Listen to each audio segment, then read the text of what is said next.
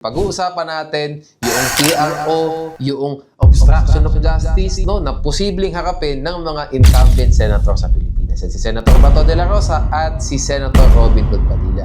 Papakita natin sa inyo yung arguments ng parehong partido, sa pula o sa puti.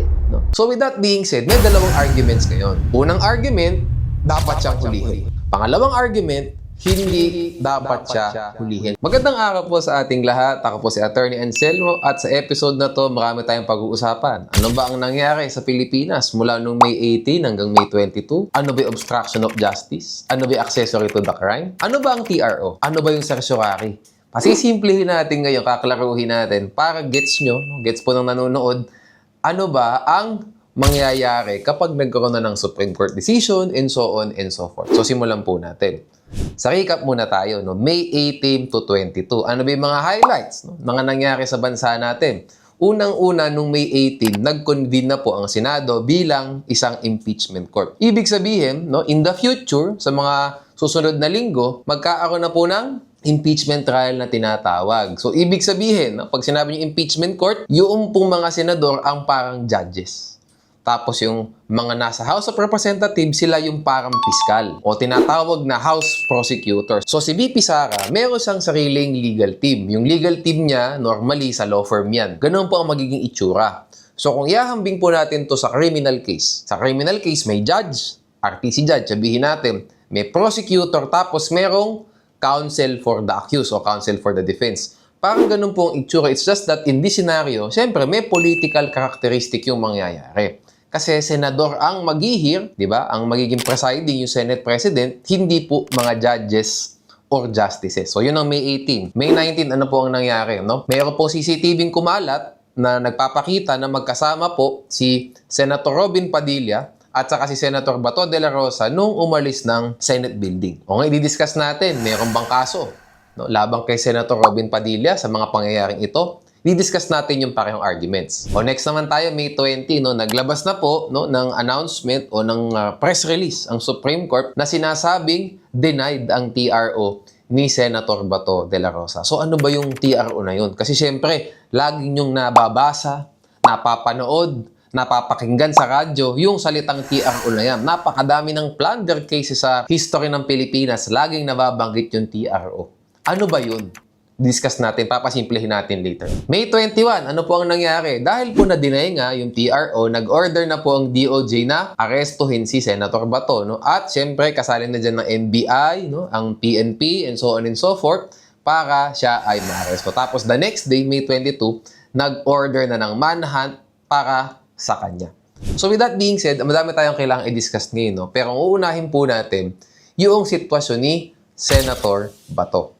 Di ba, nag-file nga po sila ng kaso. So, pag na-deny ba yung TRO, pwede na bang hulihin si Senator Bato? Pwede na ba siyang arestuhin at dalhin sa Hague, Netherlands? So, sa topic na to, kailangan natin i-discuss ano ba yung kaso muna, di ba? Kasi baka mahirapan tayo pag nag-discuss, tapos hindi nyo naman nagiget yung mga lingwahe. Kasi ito mga legal terms. So, ang tawag po doon sa final na kaso ay Petition for Certiorari and Prohibition with TRO. Application for Temporary Restraining Order. Attorney, ano ba certiorari? Ganito yan, no? Pag nag-file ng certiorari ang isang tao, whether private citizen or public official, ang ibig lang sabihin yan, may tinatawag na quote-unquote grave abuse of discretion amounting to lack or excess of jurisdiction. Napakahaba nung phrase. Parang isang sentence na. Paano natin papasimplihin yan? Tatagalogin ko na lang sa inyo.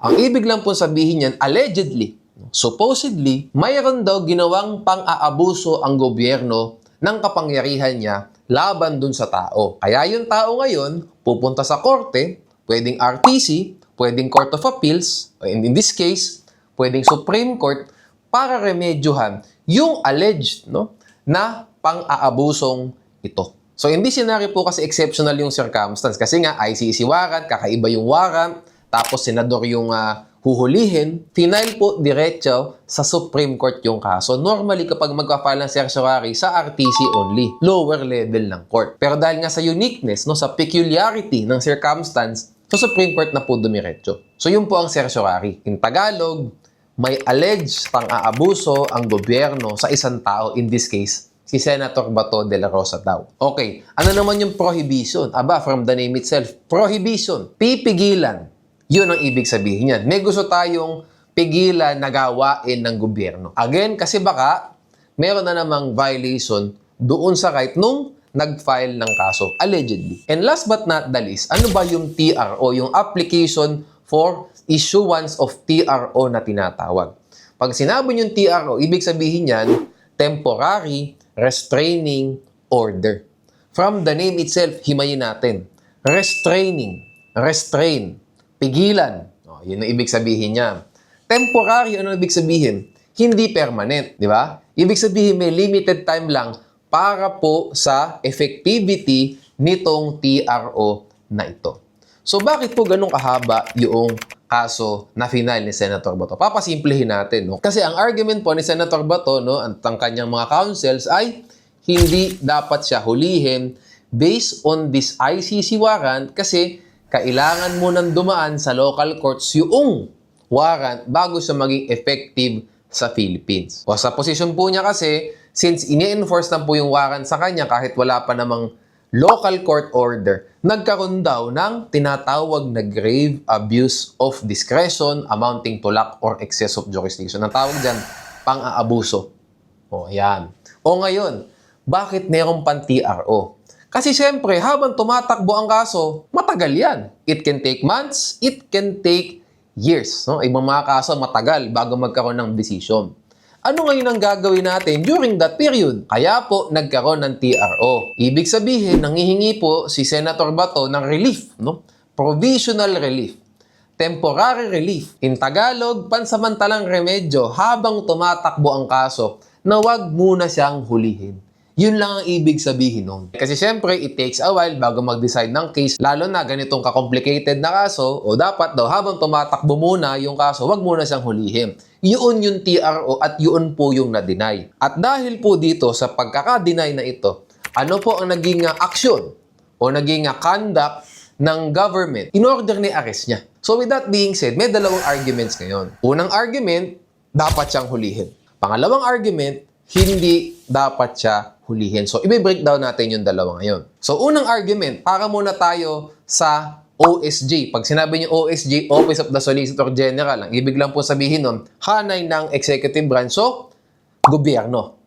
Okay? Ang ibig lang po sabihin, pag sinabi niyo Solicitor General, sila po ang abogado ng gobyerno. Specifically, the executive branch. O yan, with that being said, ano argument nila? Ang argument nila, yung pong TRO. Diba? Yung TRO, yan ay isang local remedy. Hindi dapat ito applicable sa mga ICC warrants. Kasi ICC warrants, international. At ang isang argument ay hindi na kailangan ng local court order bago ma-enforce yung ICC warrant. Yun ang argument, no? So in short, once na-issue na po yung ICC warrant, na kinonfirm naman po nung spokesperson nila sa Hague, Netherlands, pwede na tong i-enforce sa Philippines. At ang isa pang argument ng OSG, no, ng gobyerno ay si Senator Bato wala kasing clear unmistakable right. In Tagalog, wala talaga siyang karapatan para sa TRO na ito, na na-deny nga. Bakit wala siyang karapatan? Fugitive from justice nga daw siya.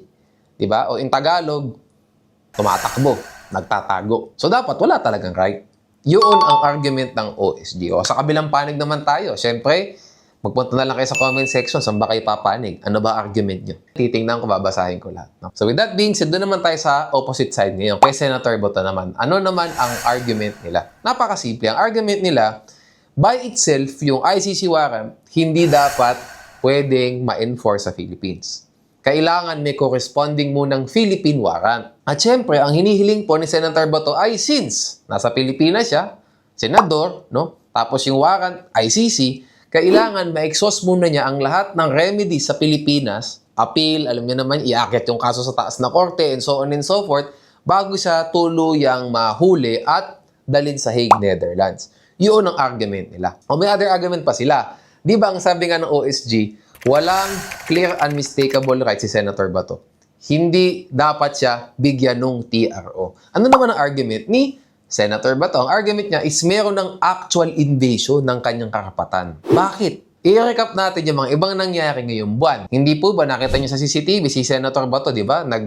Kukumahos, no? Umakyat sa hagdanan bago siya makapunta sa sesyon. Ginamit yun. Other than that, nagkaroon ng putukan sa loob ng Senate building. Pwede sabihin na meron ng actual threat sa kanyang buhay, sa kanyang liberty, kalayaan. And syempre, nagkaroon nga ng order to arrest, detain him. So, in their argument, based sa kanilang position, meron ng actual invasion sa right niya na para po sa grant nitong TRO. So, yun ang argument ng parehong partido na magkabilang partido. Ngayon, i-leave nyo sa comment section kung saan kayo mas panig. So, with that being said, punta tayo sa second topic natin. Hindi po ba naging person of interest na si Senator Robin Hood Padilla ngayon? Bakit? Ang sinasabi po nila, si Senator Robin Hood Padilla ay kasama ni Senator Bato lumabas ng Senate building. Daw, di ba? Alleged pa lang yan. Siyempre, kailangan imbestigahan ito bago magbigay ng konklusyon. So with that being said, pwede bang magkaroon ng kaso laban kay Senator Robin Padilla? Diyan na po papasok yung tinatawag na obstruction of justice. I-discuss natin ngayon yan. So bago natin sagutin kung pwede bang makulong si Senator Robin Hood Padilla sa obstruction of justice, alamin muna natin ano ba yung obstruction of justice. Dala-dala ko na yung laptop ko ngayon para basahin natin sa inyo. So ganito lang yan. Pag sinabi nyo kasing obstruction of justice, ayon ito sa PD number 1829. So 1980s pa tong batas na ito. At pag binasa nyo po yung obstruction of justice law, no, maraming acts para makomit ang crime na ito. A, B, C, D, E, F, G, H, I. Marami po, no, hanggang letter I. So ano po ba yung po pwedeng topic natin sa obstruction of justice na ito? Yung po yung letter C. Section 1, letter C. Babasahin ko to ngayon, pasimplihin natin. Nakalagay po sa batas, harboring or concealing or facilitating the escape of any person he knows or has reasonable ground to believe or suspect has committed any offense under existing penal laws in order to prevent his arrest, paghuli, prosecution, and conviction. Yung pagkakakulong na talaga. So, Tagalogin natin. No? Mahaba yung paragraph. Ang ibig lang sabihin niya, tumulong yung tao sa isang tao na alam niya na gumawa ng krimen under existing criminal law. At yung pagtulong niya ay para ma-prevent yung tao na ma-aresto, ma-detain, no? Ma-prosecute, so mapila ng kaso, at later on, ma-convict, makulong na talaga. Yun po ang posibleng maging kaso daw, no, labang kay Senator Robin Hood Padilla. Pero siyempre, marami na namang arguments dito. Lagi naman yan, may kanya-kanyang posisyon. So with that being said, ano ang argument ni Senator Robin Hood Padilla? Ang argument, no, yung kasing nakita sa CCTV na sila ay lumabas sa Senate building, ito ay nangyari bago pa man magkaroon ng denial nung tinatawag na TRO. So wala pa namang order ang court denying this TRO para ang presumption natin ay para lang sila magkaibigan na lumabas ng opisina nila. Itong tao, walang kotse, nakisabay kay Senator Robin Hood. O, sinabay lang niyang makalabas. That's an argument. So in short, nangyari ito before the denial of the TRO, not after the denial of the TRO. So wala dapat magiging obstruction of justice. And another argument pa on their side is, since hindi pa naman enforceable yung ICC warrant sa Philippines, kasi ang posisyon nga po nila ay kailangan may Philippine warrant muna regarding this ICC warrant, dapat wala pa namang na-obstruct kasi dapat hindi pa daw, no, allegedly, hindi pa daw huhulihin dapat si Senator Bato kung ICC warrant lang by itself ang hawak ng gobyerno. So yun ang two main arguments for Senator Robin Hood Padilla. O sa other side naman tayo, anong argument? Siyempre, ang argument ay hindi na nga kailangan ng Philippine warrant. Hindi na kailangan. By itself, yung ICC warrant, kapag na-issue yan, noong tribunal, noong court, enforceable na sa Philippines. O if that is the case, di ba sabi sa obstruction of justice, existing penal law. Papasok doon. May existing penal law na. In this case, yung tinatawag na crimes against humanity sa Rome Statute. Kaya nagkaroon ng ICC warrant. Diba? Magpa-warrant of arrest kasi may crimes against humanity doon na ginawa, no? Na nando sa Rome Statute, existing yun na criminal law. If that is the argument, the moment na nagkaroon ng ICC warrant, tapos nakita si Senator Robin Hood Padilla kasama si Senator Bato sa loob ng kotse, pwede nilang i-argue na nagkaroon na ng prevent to arrest, di ba? Prosecute and convict. Papasok sa obstruction of justice. So with that being said, yan ang dalawang arguments ulit no ng magkabilang kampo. Saan kayo panig dyan? So ngayon, nabanggit ko yung obstruction of justice sa inyo, di ba? Meron din tinatawag na accessory to the crime. Yan, ako, napapanood nyo lagi sa mga pelikula, especially kapag American movies. Ano ba yung accessory to the crime at ano ang pagkakaiba nito sa obstruction of justice? Papasimplihin natin, ang obstruction of justice po, mas malawak ang scope. Okay? Nabanggit ko kanina, pinakasimple, ang obstruction of justice, ang isang tao ay tumulong sa isang tao na alam niyang kriminal para hindi ito maaresto. Ano naman ang accessory to the crime? Pag sinabi mong accessory to the crime, marami din pong instances paano mangyari yan. Unang-una, sabihin natin, nagnakaw si Juan. Tumulong si Pedro ibenta yung pinagnakawan. Accessory to the crime. Yan. Ano pa next? Tumulong ilibing yung bangkay na napatay o pinatay. Accessory to the crime. Ito pa yung last accessory to the crime. Ito talaga yung kalapat. Napakasimple. Sa accessory to the crime, nakasulat din dyan yung pagtulong sa pagtakas ng isang taong gumawa ng krimen.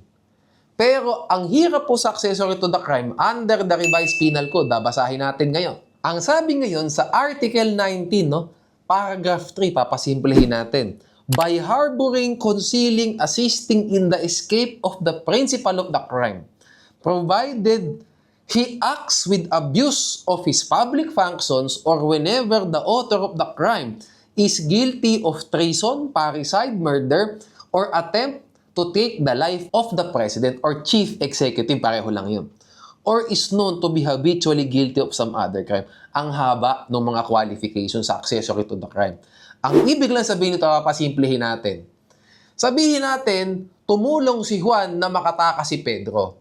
Pero ang crime ni Pedro, physical injuries lang.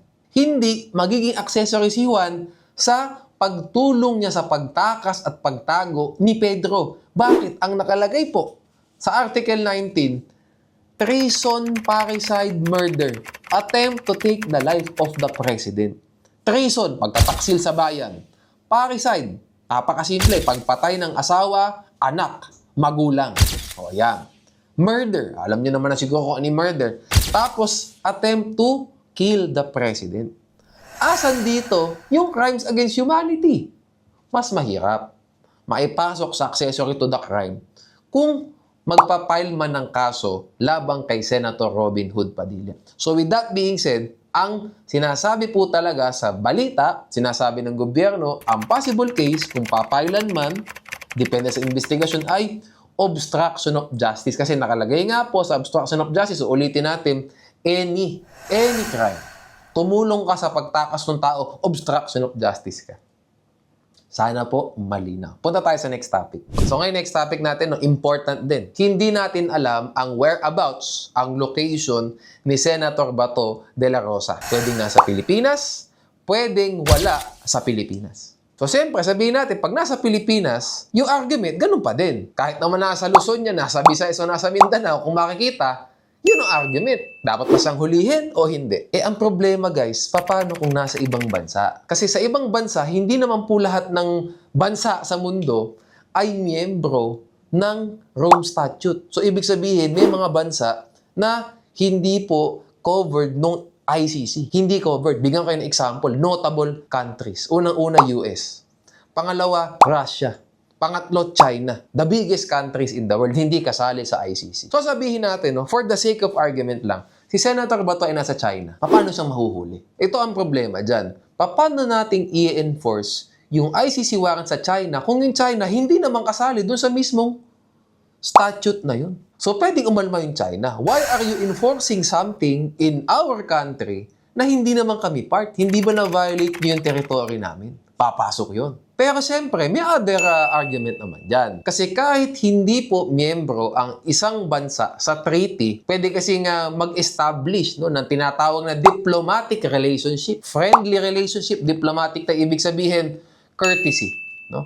Dahil magkasundo naman, hindi naman magkaaway si country A at saka si country B. Country A here being the Philippines and sabihin natin yung China, willing na may China makipag-coordinate, pwede nilang ibigay voluntarily kung sino man yung tinatawag na fugitive from justice. Sa lahat po ng pagkakataon yan, hindi lang dito sa ICC warrant na yan, kahit na hindi miyembro ng treaty yung isang bansa, kung gusto nilang maging friendly, sige, tulong sa bansa nyo, gagawin namin. Yun ang pwedeng maging argument. Pero by itself, sabihin natin, China, US, hindi member ng ICC, mahirapang pumasok doon at iserve yung ICC warrant doon. Kasi ang nangyari dyan, if this will happen, isipin natin, doon sa tao na to kahit na foreigner, baka next thing you know, pati sa mga citizens nila mismo, mangyari na rin yun. Yun ang magiging problema. So maybe there's an argument there na hindi talaga nila papapasukin, di ba? Kasi baka maging dangerous ito for them later on. Di ba? Magkaroon na ng influence sa lugar nila yung ICC na hindi naman sila miyembro dito. So with that being said, may kanya-kanyang argument ulit yung last one na to. Pwede mong arestuhin sa ibang bansa or pwedeng arestuhin. Tingnan muna natin kung miyembro ba ng Rome Statute. Kasi kung miyembro, walang problema. Di ba? Kung miyembro, huhulihin talaga. Okay? Pero kung hindi miyembro, yun ang problema. So with that being said guys, ang dami natin napag-usapan ngayon. If you like this video, syempre, i-like nyo po. Mag-comment kayo. Agree man kayo o disagree. At syempre, i-share nyo din po ito sa mga kaibigan nyo. So tatapusin ko na po dito. Ako po si Attorney Anselmo at magkita-kita po tayo sa next video. Salamat po.